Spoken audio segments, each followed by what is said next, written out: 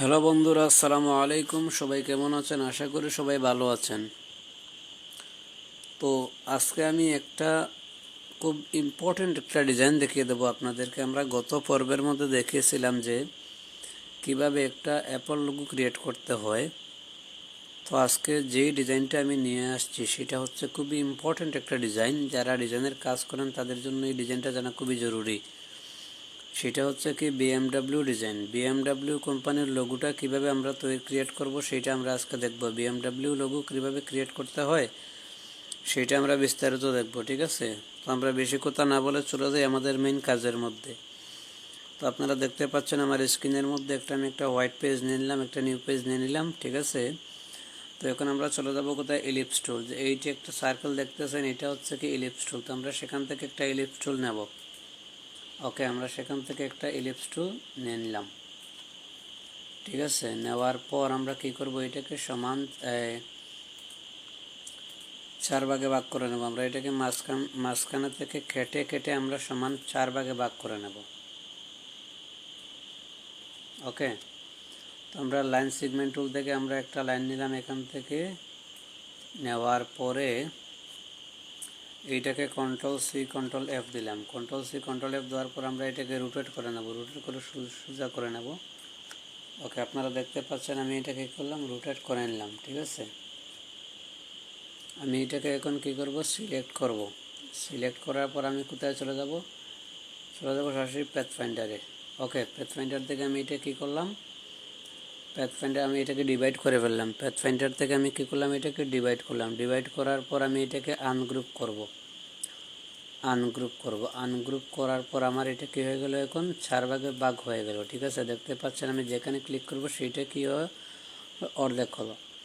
এখন আমরা সেখানে কালার সিলেক্ট করব। কালার দিতে হলে আমাদেরকে এই কালারটা দিতে হবে এইটার মধ্যে। আবার আমরা কি করব, এইটার মধ্যে আমরা এই কালারটা দেব, ঠিক আছে? ওকে, আর বাকি এই যে দুইটা আছে এই দুইটার মধ্যে আমরা একটা কালার চয়েস করব। এখান থেকে দিয়ে দিলাম, এইটা দিয়ে দিলাম। আর কি করব, আমরা এখান থেকে আবার কালার করব কি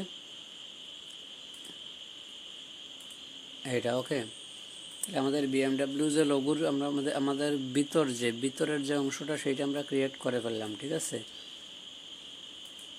এখন আমরা এটা কি করে নেই, ওকে, আমরা এটা গ্রুপ করে ফেললাম,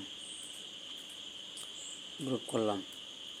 এখন হচ্ছে আমাদের মেইন কাজ, যখন আমরা কি করব, এর এর উপরে মাঝ বরাবর আমরা মাউসের আইকন রেখে আমরা আরেকটা ইলিপস টুল নেব, ঠিক আছে?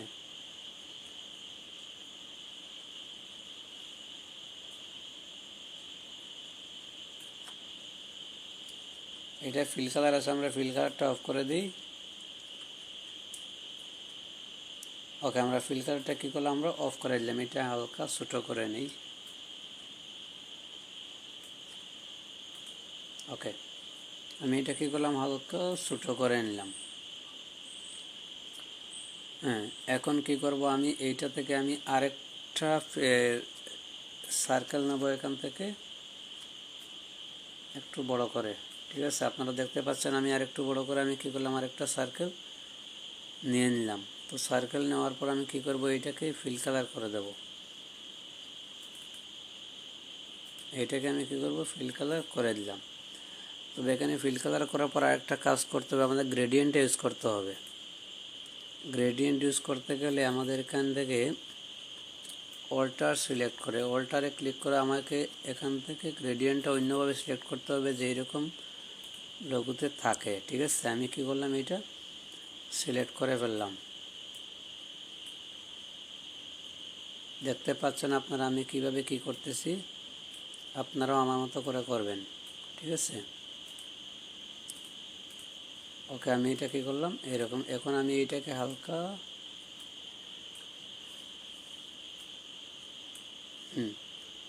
সরি,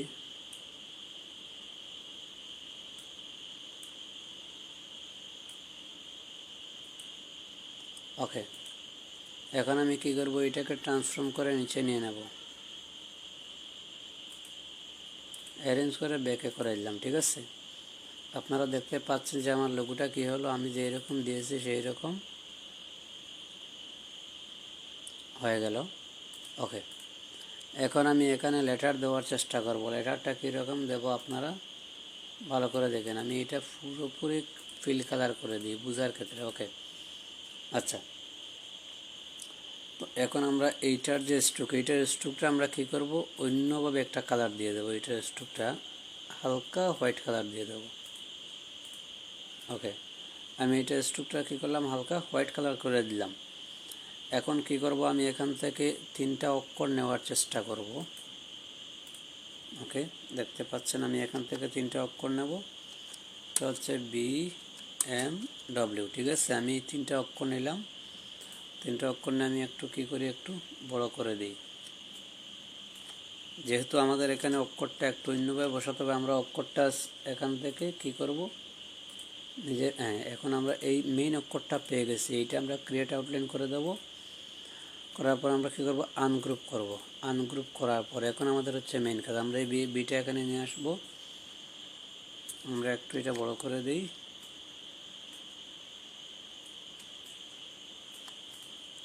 ওকে, আমরা এই বিটাকে আমরা এই 3টার কালারটা একটু অন্যরকম করে দিই।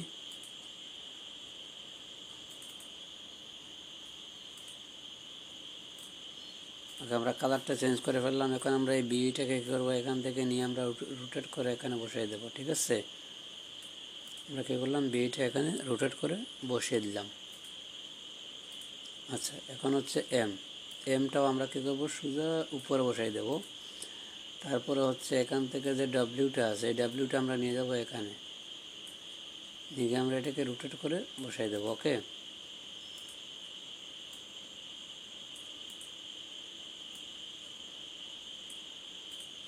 তাহলে দেখলেন যে আমাদের এখানে একটা কি হলো,